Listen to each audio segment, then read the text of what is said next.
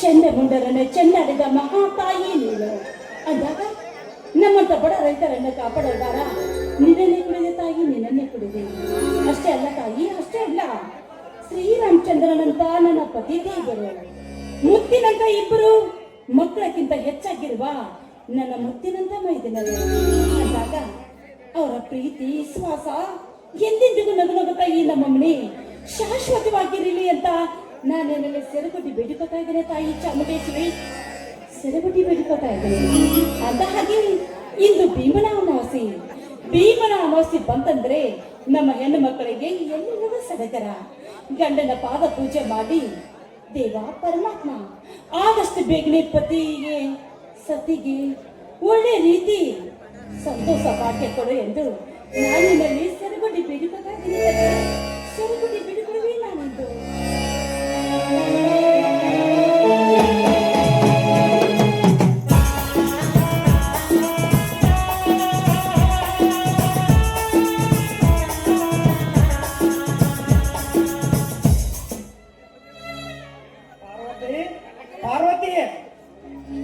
ಬನ್ನಿ ಸ್ವಾಮಿ, ಈಗ ತಾನೇ ನಾನು ದೇವರ ಪೂಜೆ ಮಾಡಿ ನಿಮ್ಮ ದಾರಿಯನ್ನೇ ಕಾಯ್ತಾ ಇದ್ದೇರಿ ರೀ. ಇಂದು ಯಾವ ಅಮಾವಾಸ್ಯೆ ಹೇಳಿ ನೋಡೋಣ. ನೋಡಿ, ಇಂದು ಭಿನ್ನ ಅಮಾವಾಸ್ಯೆ. ಬನ್ನಿ ಕುಳಿತುಕೊಳ್ಳಿ, ಈಗಲೇ ನಿಮ್ಮ ಪಾದ ಪೂಜೆ ಮಾಡುವಿ ನಾನು.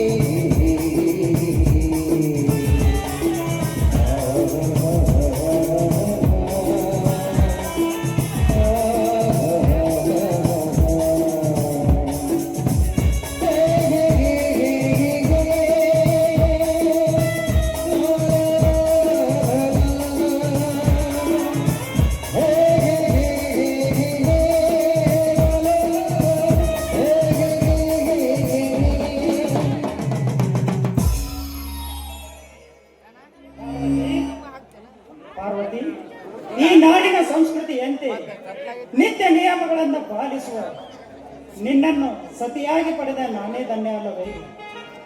ಪಾರ್ವತಿ, ನನಗಿಂದು ತುಂಬಾ ಸಂತೋಷವಾಗುತ್ತಿದೆ. ಈ ಸಂತೋಷದ ಸಮಯದಲ್ಲಿ ನಾನು ಒಂದು ಪ್ರೀತಿಯ ಕಾಣಿಕೆ ಕೊಡುವೆ. ಬಂಗಾರದ ಒಡವೆ ಕೊಡುವಷ್ಟು ಶ್ರೀಮಂತ ನಾನೊಬ್ಬ ಬಡ ರೈತ. ಬಂಗಾರ ಕಳೆದು ಹೋದ್ರೆ ಹೋಗಬಹುದು. ನಾನು ಕೊಡುವ ಪ್ರೀತಿಯ ಕಾಣಿಕೆ ತುಂಬಾ ಅಮೂಲ್ಯವಾದದ್ದು. ಹೀಗೆ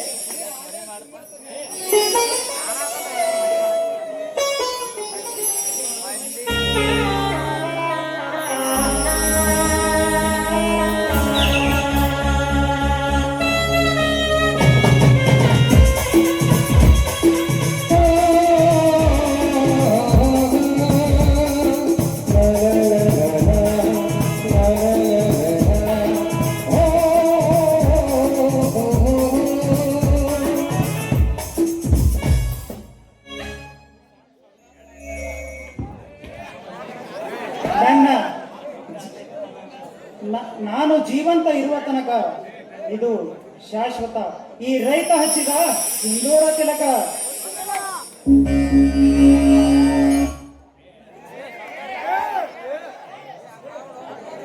ಇದು ನಾನು ಜೀವಂತ ಇರುವ ತನಕ ಶಾಶ್ವತ ಇರುತ್ತದೆ. ಇವತ್ತು ನನ್ನ ಜೀವನ ಸಾರ್ಥಕವಾಯಿತು ಪಾರ್ವತಿ. ಸ್ವಾಮಿ, ನಿಮ್ಮ ಜೀವನ ಅಷ್ಟೇ ಸಾರ್ಥಕವಾಗಿಲ್ಲ ರೀ. ನಿಮ್ಮನ್ನು ಪತಿಯನ್ನಾಗಿ ಸ್ವೀಕಾರ ಮಾಡಿಕೊಂಡಿದ್ದೇನಲ್ಲ, ಇಲ್ಲಿ ನನ್ನ ಜನ್ಮನ ಸಾರ್ಥಕವಾಯ್ತು ಸ್ವಾಮಿ, ಸಾರ್ಥಕವಾಯಿತು. ಅಷ್ಟೇ ದೇವರಂತ ನನ್ನ ಪತಿ ದೇವರು ನನಗೆ ಸಿಕ್ಕಿದ್ದಾರೆಂದರೆ ಅದು ನನ್ನ 2 ಜನರ ಪುಣ್ಯನಾಕಲ್ಲವೇ. ಪಾರ್ವತಿ, ದಂಡನ ಅಂದರೆ ಇದೇ ಅಲ್ಲವೇ? ಪ್ರತಿಯೊಬ್ಬರ ಜೀವನದಲ್ಲಿ ಸುಂದರವಾದ ಬಾಳು ಬದುಕಲು ಏನು ಬೇಕು? ಗಂಡನ ಪ್ರತಿ ಹೆಜ್ಜೆಯಲ್ಲೂ ಬೆನ್ನಿಗೆ ನಿಲ್ಲುವ ಸತಿ ಸಂಸಾರದ ಜ್ಯೋತಿ. ನನ್ನ ಮನೆ ಬೆಳಗಲು ಬಂದ ಮಹಾಲಕ್ಷ್ಮಿ ನೀನು. ಹೆಣ್ಣು ಜಗದ ಕಣ್ಣು, ಮಮತೆ ಮಗಳಾಗುವಳು ಹೆಣ್ಣು, ಮೆಚ್ಚಿನ ಮಡದಿಯಾಗುವಳು ಹೆಣ್ಣು. ತನ್ನ ಪ್ರಾಣವನ್ನೇ ಕೊಣವಾಗಿಟ್ಟು ಜನ್ಮ ಕೊಡುವಳು ತಾಯಿ ಹೆಣ್ಣು. ಹೆಣ್ಣಿನಿಂದಲೇ ತೂಗುತ್ತಿವೆ ಜಗದ ತೊಟ್ಟಿಲು. ಇವೆಲ್ಲವೂ ಗೊತ್ತಿದ್ದರೂ ಸಹಿತ 20 ವರ್ಷಗಳ ಹಿಂದೆ ತಾಯಿ ಗರ್ಭದಲ್ಲಿ ಹೆಣ್ಣು ಮಗುವಿನ ಭ್ರೂಣ ಹತ್ಯೆ ಮಾಡಿದರಲ್ಲ, ಇವತ್ತು ಅದೇ ಹೆಣ್ಣಿಗಾಗಿ ಹಾದಿ ಬೀದಿ ತಿರುಗುತ್ತಿದ್ದಾರಲ್ಲ, ಎಂತಹ ದೌರ್ಭಾಗ್ಯ ನೋಡು ಪಾರ್ವತಿ.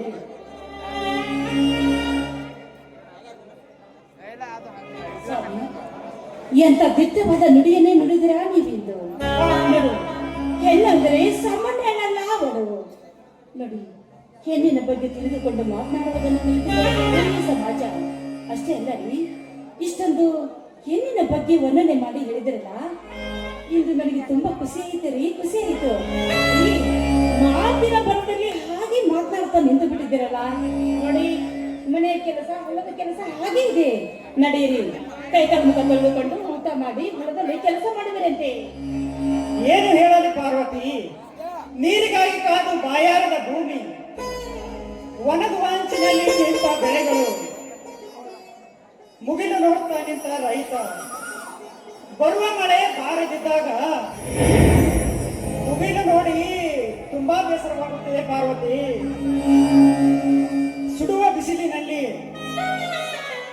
ಒಣಗುವ ಬೆಳೆ ನೋಡಿ ಕರುಳು ಕಿತ್ತು ಬರುತ್ತವೆ ಪಾರ್ವತಿ. ರೈತರ ಗೋಳು ಕೇಳುವುದಾರು. ನಾನು ಹೀಗೆ ಹೇಳ್ತಾ ಇದ್ದೀನಿ ಅಂತ ನೀವು ತಪ್ಪು ಭವಿಷ್ಯಕೊಳ್ಳಬೇಡಿ. ಯಾಕೆಂದ್ರೆ ಎಲ್ಲಾದರೂ ಸಾಲ ಸೋಲವನ್ನು ಮಾಡಿ ನಮ್ಮ ಹೊಲಕ್ಕೆ ಬೋರ್ ಹಾಕ್ಸಿದ್ರೆ ಚೆನ್ನಾಗಿರ್ತಾ ಇದೆ ಅಲ್ಲೇನ್ರಿ? ನೀನು ಹೇಳೋದು ಸರಿ ಇದೆ ಪಾರ್ವತಿ, ಆದರೆ ಆದರೆ ಆದರೆ ಎಂಬ ಮಾತನ್ನು ಯಾಕೆ ತಪ್ಪು ಹೇಳ್ತಾ ಇದ್ದಾರಾ ನೀವು? ಪಾರ್ವತಿ, ಇದು ದುಡ್ಡಿನ ವಿಷಯವಲ್ಲವೇ? ಸ್ವಲ್ಪ ವಿಚಾರ ಮಾಡಲೇಬೇಕು. ಹೌದು ಸ್ವಾಮಿ, ಇಂಥ ವಿಚಾರ ಮಾಡಲೇಬೇಕು ನಾವು. ಯಾಕೆ ಈ ರೀತಿ ವಿಚಾರ ಮಾಡ್ತಾ ಇದ್ದೀರಾ ನೀವು? ಆ ದೇವರು ಇಂದಿನ ನಾಳೆ ಆದ್ರೆ ನಮ್ಮ ಪಾಲಿಗೆ ಕಂಡಂದರೆ ನಮ್ಮ ಬಾಳ ಹಸನಾಗಿ ಬಂಗಾರದ ಬದುಕಾಗ್ತಾ ಇದೆ ಸ್ವಾಮಿ, ಬಂಗಾರದ ಬದುಕಾಗ್ತಾ ಇದೆ ನಮ್ಮ ಬಾಳು. ನೋಡಿ, ನೀವು ಯಾವುದಕ್ಕೂ ವಿಚಾರ ಮಾಡಬೇಡಿ, ಸ್ವಲ್ಪ ವಿಶ್ರಾಂತಿ ತೆಗೆದುಕೊಳ್ಳಿ ನೀವು. ವಿಶ್ರಾಂತಿ ಅದು ಹಾಗೆ ಸುಮ್ಮನೆ ಸಿಗುತ್ತಾ? ಈ ನಿನ್ನ ಸುಮಧುರ ಕೋಗಿಲೆಯ ಕಂಠದಿಂದ ಹರಿಯಗೆ ಒಂದು ಗೀತೆ. ಆಯ್ತು ರೀ, ನನ್ನ ಪತಿದೇವರು ಇಷ್ಟೊಂದು ಪ್ರೀತಿಯಿಂದ ಕೇಳ್ತಾ ಇರುವಾಗ ನಾನು ಹಾಡದೇ ಇರುವೇನ್ರಿ? ಈಗಲೇ ನಿಮಗೋಸ್ಕರ ಹಾಡುವಿ ನಾನು ಹಾಡು. ಮುತ್ತು ಚಂದ, ವಾಲು ಸುಗ್ಗಿಗಟ್ಟು ಚಂದ, ವಾಸಗಲ ಬಟ್ಟು ಚಂದ, ನಾಗಗಡೆ ಬಿಟ್ಟು ಚಂದ. ಮುಗುತ್ತಿ ಮುತ್ತು ಚಂದ, ವಾಲು ಸುಗ್ಗಿಗಟ್ಟು ಚಂದ, ವಾಸಗಲ ಬಟ್ಟು ಚಂದ, ನಾಗಗಡೆ ಬಿಟ್ಟು ಚಂದ. ಎಲ್ಲದಷ್ಟು ಪುಟ್ಟ ಚಂದ, ಬೆಳಕು ಬಣ್ಣ ಚಂದ, ಎಲ್ಲದಷ್ಟು ಪುಟ್ಟ ಚಂದ.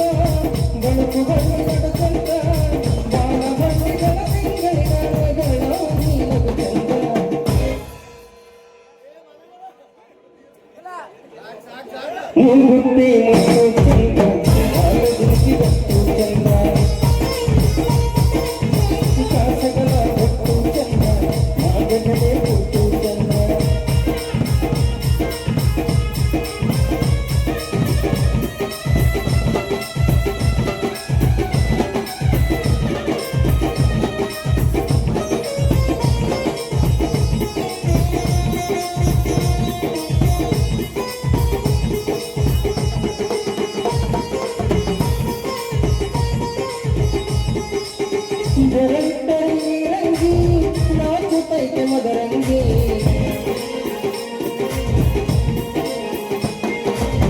ಕಾಲಿಟ್ಟರೆ ಗೆಜ್ಜೆಗಳ ಜಿಗಿಯ ಕಾಲು ಮರುಳಾಗಿ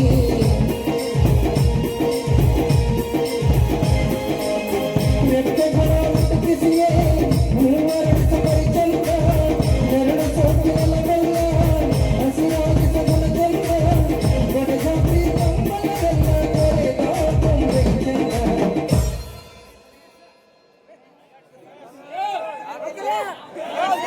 ಮೂಗುತಿ ಮುತ್ತು ಚಂದ ಮಾಲು ಬುಟ್ಟಿ ಹೊತ್ತು ಚಂದ ಕಾಸಗಳ ಹೊತ್ತು ಚಂದ ನಾಗಗಳು ಹೊತ್ತು ಚಂದ ಇದೆಲ್ಲ ಬಸ್ಸು ಗುಟ್ಟು ಚಂದ ಬೆಳಕು ಬಂದಿರದ ಚಂದ ಇದೆಲ್ಲ ಬಸ್ಸು ಗುಟ್ಟು ಚಂದ ಬೆಳಕು ಬಂದಿರದ ಚಂದ ಬಾಳ ಬಂದಿರದ ಸಿಂಗಡಿಗಳ ನಗರ ನೀನದ ಚಂದ ಮೂಗುತಿ ಮುತ್ತು ಚಂದ ಮಾಲು ಬುಟ್ಟಿ ಹೊತ್ತು ಚಂದ ಕಾಸಗಳ ಹೊತ್ತು ಚಂದ ನಾಗಗಳು ಹೊತ್ತು ಚಂದ ಲಾ ಲಾ ಲಾ ಲಾ ಲಾ ಲಾ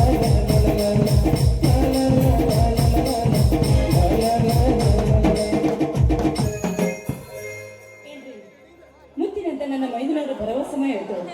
ಈಗಲೇ ಹೋಗಿ ಅಡಿಗೆ ಸಿದ್ಧತೆ ಮಾಡಿದ್ರೆ ನಾನು ಒಂದ್ ನಿಮಿಷ.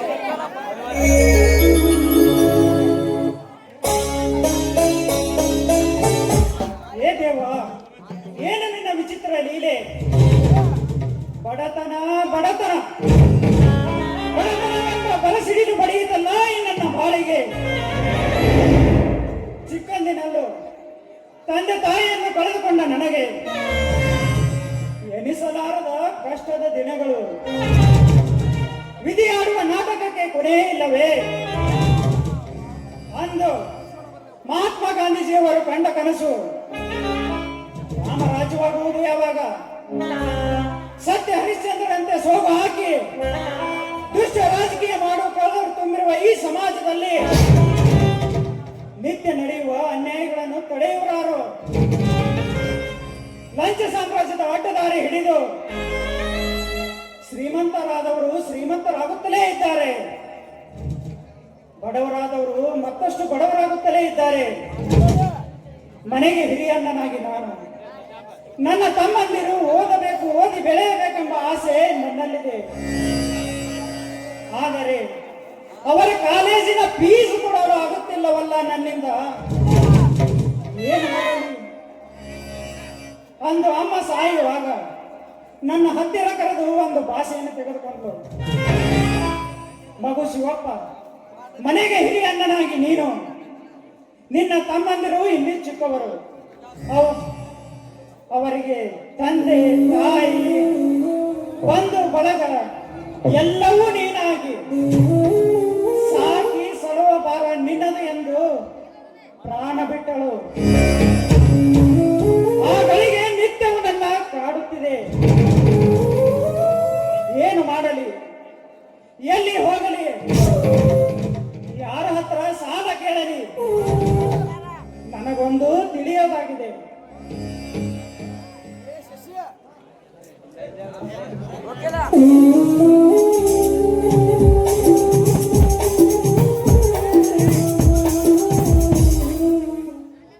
ಅಣ್ಣ ಅತ್ತಿಗೆ ಬನ್ನಿ ತಮ್ಮಂದಿರ, ಕಾಲೇಜಿನಿಂದ ಈಗ ಬಂದ್ರಪ್ಪ. ಹೌದಣ್ಣ. ಅಣ್ಣ ಅತ್ತಿಗೆ ಅಲ್ಲಿ ಪಾರ್ವತಿ, ಏ ಪಾರ್ವತಿ,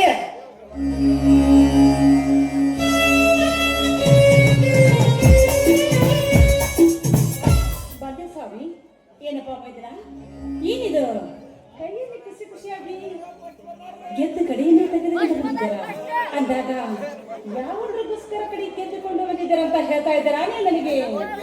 ಅತ್ತಿಗೆ ಈ ನಾಡಿನ ಬಾಕ್ಸಿಂಗ್ನಲ್ಲಿ ನಾನೇ ಫಸ್ಟ್. ಸಂತೋಷವಾಯ್ತು ತಾನೇ? ಏನಪ್ಪ ಮೈದ್ರ ಇದು?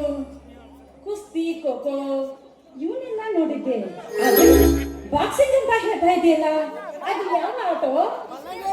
ಯಾಕತ್ತಿಗೆ ಬಾಕ್ಸಿಂಗ್ ಆಟ ಅನ್ನೋದು ಗೊತ್ತಿಲ್ಲ ತಾನೆ? ನಮ್ಮ ಡಾಕ್ಟರ್ ರಾಜ್ಕುಮಾರ್ ತಾಯಿ ತಕ್ಕ ಸಿನಿಮಾ ನೋಡಿಲ್ವ ತಾನೆ ನೀವು?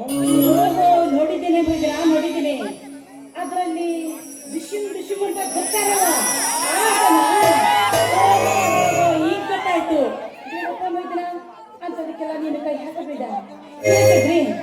ಯಾರಾದ್ರೂ ನಮಗಾಗಲಾರ್ದವರು ಡಿಶಿಮ್ ಅಂತ ಗೊತ್ತಿದ್ರಿ ನನಗೆ ತುಂಬಾ ಭಯ ಆಗ್ತಾ ಇದೆ ಮೈದ್ರ, ತುಂಬಾ ಭಯ ಆಗ್ತಾ ಇದೆ ನನಗೆ.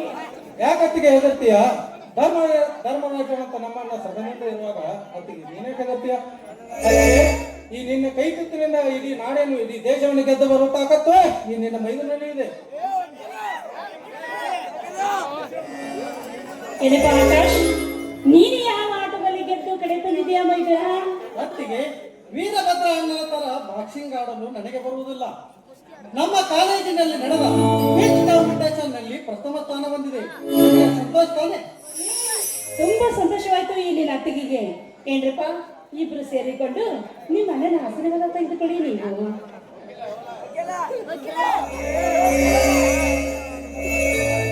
ಯಾಕನ್ನ ಮೌನವಾಗಿದ್ದೀಯ? ನಾವು ಆಟದಲ್ಲಿ ಗೆದ್ದು ಬಂದಿದ್ದು ನಿನಗೆ ಸಂತೋಷವಾಗಲಿಲ್ಲ ತಾನೇ? ಹಾಗೇಕೆ ಅಂತೀಯ ವೀರಭದ್ರ? ನನ್ನ ವಿಚಾರ ಅದಲ್ಲಪ್ಪ. ನಿಮ್ಮನ್ನು ಸರಿಯಾಗಿ ನೋಡಿಕೊಳ್ಳಲು ಆಗುತ್ತಿಲ್ಲವಲ್ಲ ಎಂಬ ಚಿಂತೆ ನನ್ನನ್ನು ಕಾಡುತ್ತಿದೆಯಪ್ಪ. ಅಣ್ಣ, ಯಾಕಣ್ಣ ಹೀಗೆ ಅಂತಿದ್ದೀಯಾ? ಅಣ್ಣ, ನಮ್ಮಿಂದ ಎಷ್ಟೊಂದು ತೊಂದರೆ ಆಗೋದಾದ್ರೆ ನಮಗೆ ಕಾಲೇಜು ಬೇಡ. ನಾವು ನಿನ್ನ ಜೊತೆಲಿ ಹೊಲಕ್ಕೆ ಕೆಲಸಕ್ಕೆ ಬರ್ತೀವಿ. ಮೈದನ, ಏನಂತ ಮಾತನಾಡ್ತಾ ಇದೀಯಾ ನೀನು? ನಿಮ್ಮನ್ನು ಕೈ ತುತ್ತಿಟ್ಟು ಸಾಕಿ ಸಲ್ವಿ ಜೋಪಾನ ಮಾಡಿ ನಿಮ್ಮಣ್ಣ ಎಷ್ಟೊಂದು ಕಷ್ಟಪಟ್ಟು ನಿಮ್ಮನ್ನು ಕಾಲೇಜಿನಲ್ಲಿ ಹಚ್ಚಿದ್ದಾರೆ. ಓದುವುದನ್ನು ಬಿಟ್ಟು ನಮ್ಮ ಜೊತೆ ಹೊಲದಲ್ಲಿ ಕೆಲಸ ಮಾಡ್ತಾ ಇದ್ದೇನೆ ಅಂತ ಹೇಳ್ತಾ ಇದೆಯಲ್ಲ, ಏನಪ್ಪ ಏನಿದು ನಿನ್ನ ಮಾತಿನ ಅರ್ಥ? ಖಂಡಿತ ಓದ್ತೇವೆ ಅತ್ತಿಗೆ. ಅತ್ತಿಗೆ ನಮಗೆ ಆಶೀರ್ವಾದ ಮಾಡಿ. ಹೇಳ್ರಪ್ಪ, ದೇವರು ನಮ್ಮನ್ನ ಚೆನ್ನಾಗಿಟ್ಟಿರಲಿ. ನನ್ನ ಜೀವ ಒತ್ತೆ ಇಟ್ಟಾದರೂ ಸರಿ ನಿಮ್ಮನ್ನು ಓದಿಸ್ತೀನಿ. ನಿಮ್ಮ ಸಂತೋಷವೇ ನನ್ನ ಸಂತೋಷ. ನೀವು ಮನೆಗೆ ಮಕ್ಕಳಾಗದಿದ್ದರೂ ಪರವಾಗಿಲ್ಲ, ಇಡೀ ನಾಡಿಗೆನೆ ಮಕ್ಕಳಾಗಿ ಇಡೀ ನಾಡಿಗೆನೆ ಕೀರ್ತಿ ತನ್ನಿ. ಆಯ್ತಣ್ಣ, ನಿಮ್ಮ ಆಶೆಯಂತೆ ನಿಮ್ಮ ಮಾತನ್ನು ನಡೆಸಿಕೊಡ್ತೇವೆ. ಅತ್ತಿಗೆ ಇದೇ ಸಂತೋಷದಲ್ಲಿ ಹಾಡಿ ನಲಿಯೋಣವೇ? ನನ್ನ ಮೈದನ ಮರ್ತಿದ್ದೆ ಅಂತ ತಿಳಿದಿದ್ದೆ, ಮರ್ತಿಲ್ಲ ತಾನೇ? ಸರಿಯಪ್ಪ, ಈಗಲೇ ಎಲ್ಲರೂ ಸೇರಿ ಹಾಡಿ ನಡೆಯೋಣ. ನಮ್ಮ ಮನೆಯಲ್ಲಿ ದಿನವೂ ನಿನಗೂ ಚೈತ್ರವೇ, ಬೆಳಗಿ ಪ್ರೀತಿ ಕರಗಲು ಸಾಧ್ಯವೇ? ಸೇರಿನ ಸವಿಗೂಡಿದು ಪ್ರೀತಿಯ ಪರಮಾನ, ಪ್ರೀತಿಯ ಯಜಮಾನ.